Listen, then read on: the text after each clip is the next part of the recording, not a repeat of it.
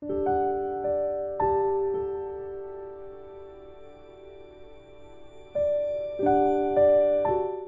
말씀 함께 시작하겠습니다. 다니엘과 그의 세 친구.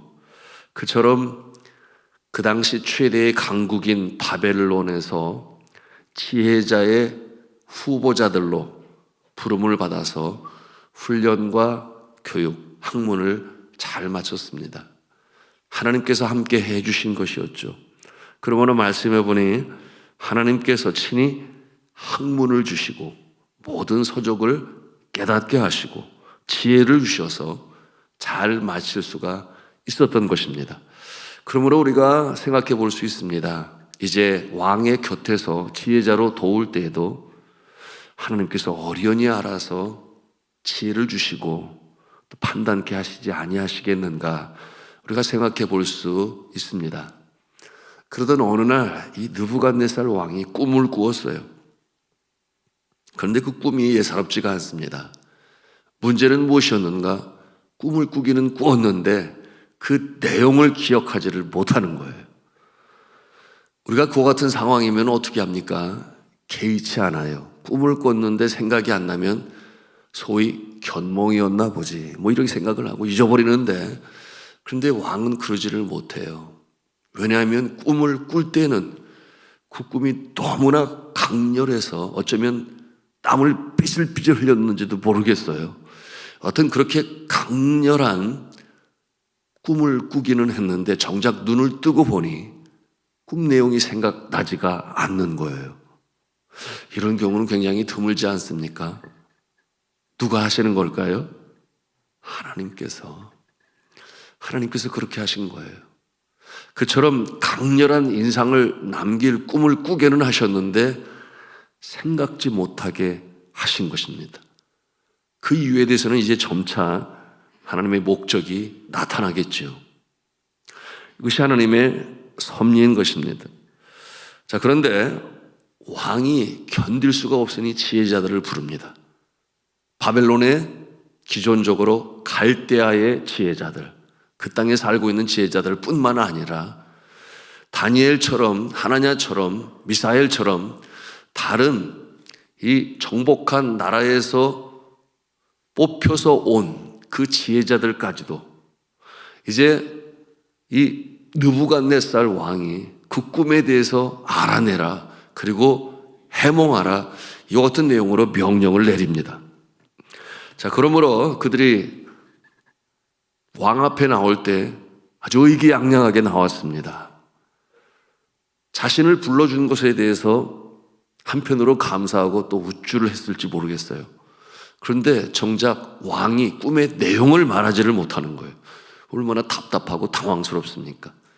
그러니 그들이 왕에게 말을 하지요. 왕이요, 꿈의 내용을 말씀하소서, 우리가 해몽하겠나이다. 그런데 정작 꿈의 내용을 알지를 못해요. 답답하죠. 왕도 답답하고 지혜자들도 답답합니다. 꿈의 내용을 말씀하시면 해몽하겠나이다. 그러니까 왕이 화를 내요.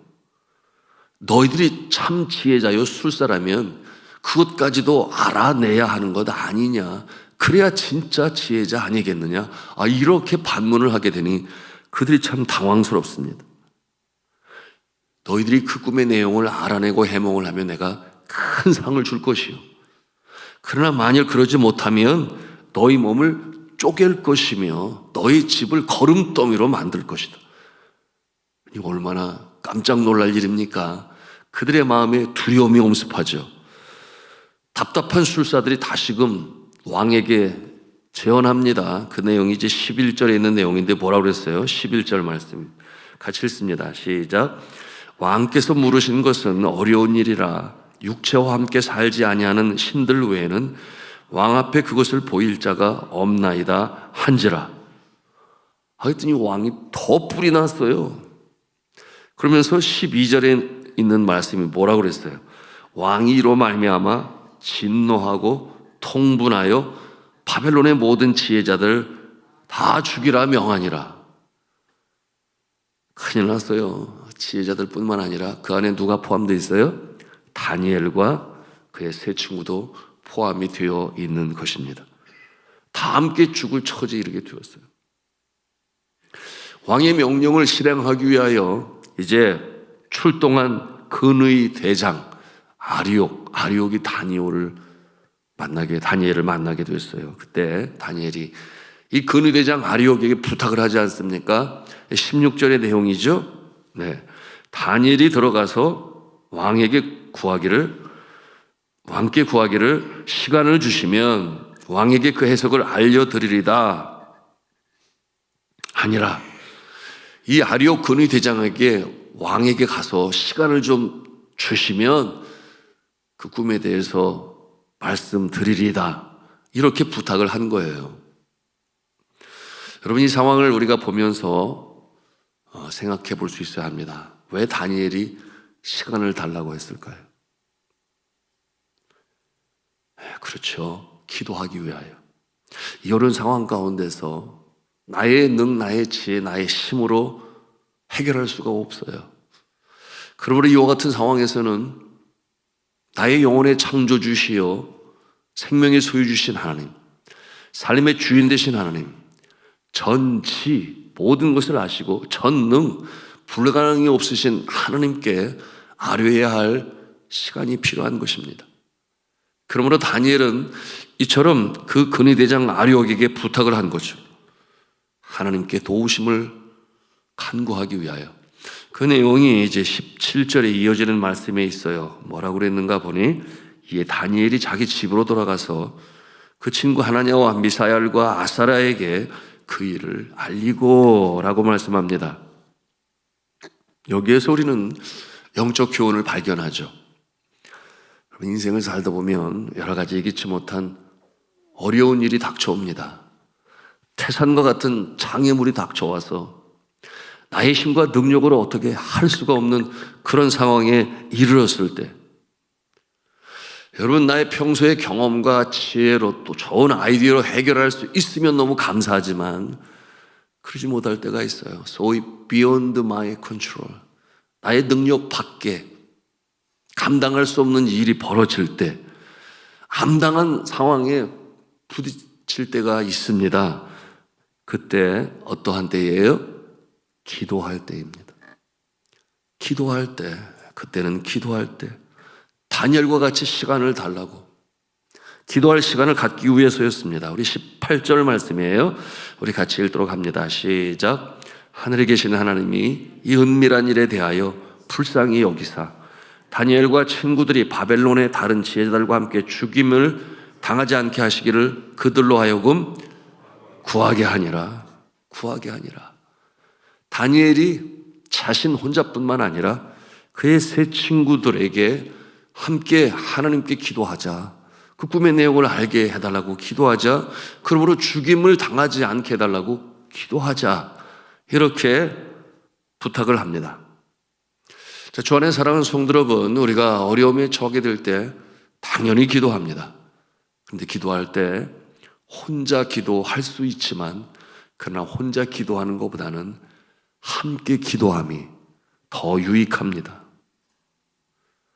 혼자 기도하는 것보다도 함께 기도하는 것, 기도할 사람이 함께 합심하여 전심으로 기도함이 좋습니다. 성경은 이에 대하여 우리에게 말씀하죠. 진실로 다시 너희에게 이르노니 너희 중에 두 사람이 함께 땅에서 합심하여 무엇이든지 구하면 하늘에 계신 내 아버지께서 그들을 위하여 이루게 하시리라. 이어지는 말씀이 두세 사람이 나의 이름으로 모인 곳에는 나도 그들 중에 함께 있느니라. 마태복음 18장 19절 이하에 이렇게 말씀하고 계십니다. 가족들과 함께 기도할 수 있다면 좋습니다. 식탁에 앉아서 밥을 먹기 전이라든지 밥을 먹은 다음에 함께 손을 잡고, 요즘에 엄마가 많이 아파, 우리가 함께 기도하면 엄마가 나을 거야, 하나님이 치유하실 거야. 자녀들도 알아야 돼요. 그런가 하면 요즘에 아빠가 직장에서 너무 힘들어, 우리가 함께 기도하면 하나님께서 응답하셔서 다시금 회복시켜 주실 거야, 그러니 우리 함께 기도하자.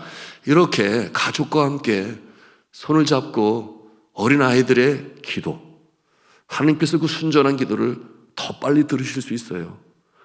우리 아이들에게까지 그런 어려운 일을 얘기하는 건 좀 그렇지 않아?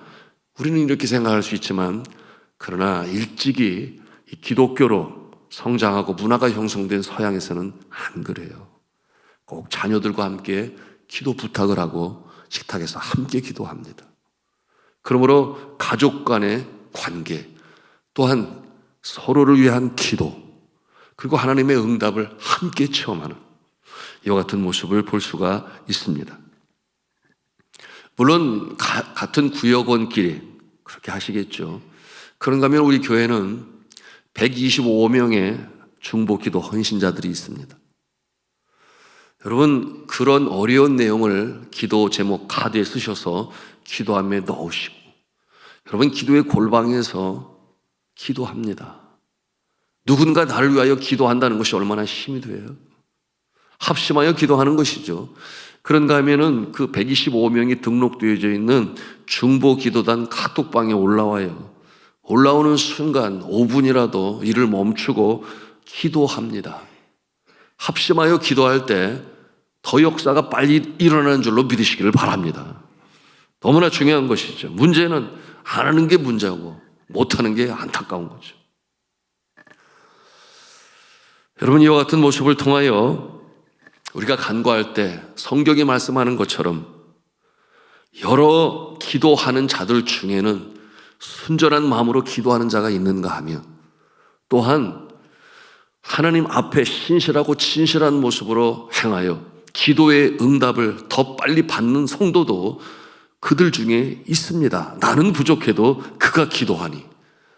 여러분, 이와 같은 역사가 나타나서 응답의 역사들을 체험하고 있습니다. 저는 그런 생각을 해요. 목사님 기도해 주세요. 권사님 기도해 주세요. 장로님 기도해 주세요. 함께 기도합니다. 역사가 나타납니다. 함께 기도하지만 그들 중에는 분명 하나님이 기뻐하시는 자들이 있어요. 그들의 기도가 더 빨리 주님 전에 상달이 되고 역사가 나타나고 기도의 응답이 있다. 저는 그렇게 생각을 합니다. 그러니 성경은 야고보서 5장 16절에 뭐라고 하는가 보니, 서로 기도하라, 의인의 간구는 역사하는 힘이 큼이니라, 이렇게 말씀하고 있어요. 여러분 자신이 의인이 되고 이 새벽에도 기도할 때 여러분 그처럼 기도 제목을 부탁하고 함께 기도하는 자의 문제가 해결이 되고 병마가 물러가고 반전의 역사가 일어나는 일에 여러분들이 주인공이 되시기를 주님의 이름으로 축복합니다. 다니엘과 그의 세 친구가 합심하여 기도할 때 어떤 일이 벌어집니까? 하나님께서 그 기도를 들으사 응답하시지요. 우리 19절 말씀을 같이 읽겠습니다. 시작. 이에 이 은밀한 것이 밤에 환상으로 다니엘에게 나타나 보이매 다니엘이 하늘에 계신 하나님을 찬송하니라. 할렐루야. 이 은밀한 것이 밤에 환상으로 다니엘에게 나타났다. 은밀한 것이 뭐겠어요? 느부갓네살 왕의 꿈 내용이죠. 아무도 말지 못하는 것을, 은밀한 것을 나타내 보여주셨습니다. 다니엘과 그의 친구들이 얼마나 기뻤을까요? 죽음에서 생명 아니겠습니까? 자신들만 살아납니까?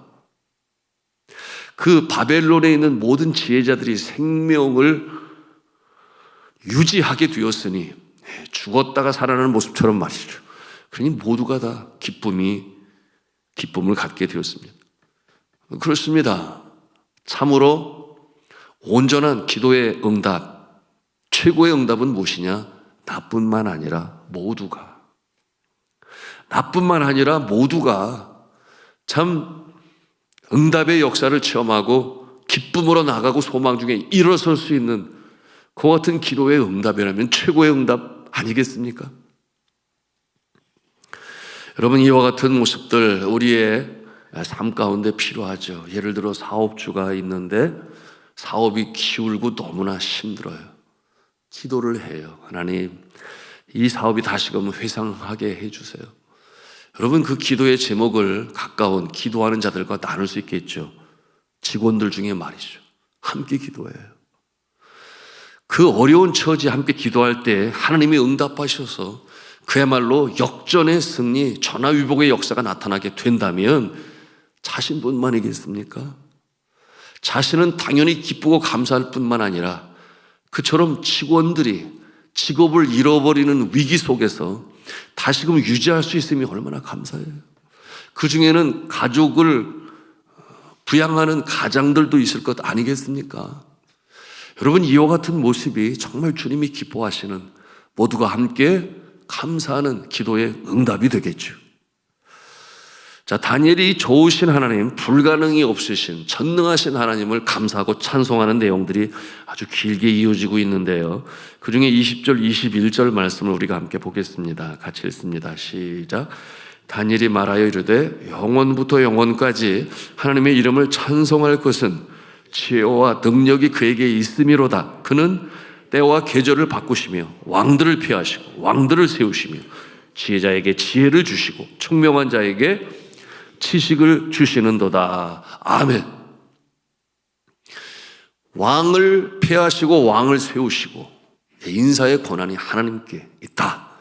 그런가 하면 지혜자에게는 지혜를 주시고 총명한 자에게는 지식을 주신 하나님. 이게 무슨 뜻이겠어요?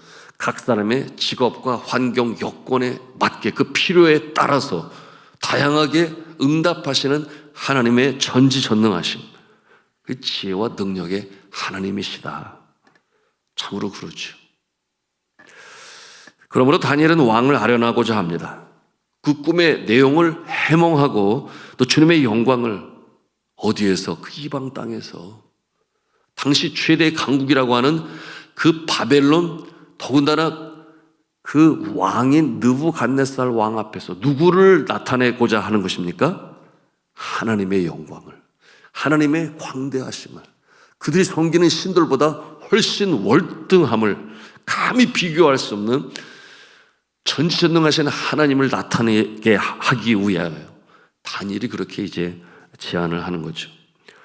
네, 그러므로 25절 말씀 우리 같이 읽습니다. 25절입니다. 시작. 이에 아리옥이 다니엘을 데리고 급히 왕 앞에 들어가서 아뢰되 내가 사로잡혀온 유다 자손 중에서 한 사람을 찾아내었나이다. 그가 해석을 왕께 알려드리리이다 하니라. 아멘. 그 모습을 통하여 이 지혜자들은 또 얼마나 깨달음이 있고 지혜자들이 얼마나 깜짝 놀라겠습니까? 다니엘과 그의 친구들의 앞날이 그려지지 않습니까? 우리가 내일 이어가도록 하겠습니다만, 여러분, 하나님께서 주시는 지혜, 하나님께서 주시는 영감, 하나님 주시는 감동, 하나님 주시는 환상과 꿈, 지난 과거 속에 벌써 285년이라는 세월이 흘렀어요. 불멸의 오페라로 오늘날 이 시대까지도 많은 사람들에게 감동을 주고 가만을 주고 새 소망을 주는 그와 같은 핸델의 오라토리오 메시아라고 하는, 여러분 다 아세요. 그 중에 한 부분이긴 하지만 할렐루야 찬송은 우리 성가대도 또 우리 성도들 앞에 하나님께 드렸는데, 여러분 그 핸델의 이 메시아는 하나님이 주시는 바로 이 감동과 지혜와 영감으로 작곡이 되었죠. 1740년대 초였습니다. 핸델은 이 오페라 사업의 실패로 인하여 너무나 어려운 때를 가고 있었어요. 엎친 데 덮친 격으로 그 실패로 인한 빚더미에 올라서게 되었고, 그러니 얼마나 스트레스가 많겠습니까? 뇌졸중으로 인해서 오른팔에 마비가 왔고 정신적으로 육체적으로 한계에 봉착하게 되었습니다. 그 절망의 상황 속에서 온천 요양동을 통해서 가까스로 좀 회복이 되었을 때 그 하나님의 회복시키시는 은혜가 너무나 감사한 거예요. 그러므로 그 감동을 가지고 1741년 8월 22일부터 9월 14일까지 며칠밖에 되지 않죠. 24일 만에 이 엄청난 대곡을 작곡합니다. 24일 만에 어떻게 그럴 수가 있는가? 하나님께서 주시는 감동, 하나님이 주시는 지혜, 하나님이 주시는 영감, 그 회복시키시는 하나님의 은혜에 너무나 감사하니 그 같은 놀라운 역사를 이루게 되었던 것이죠.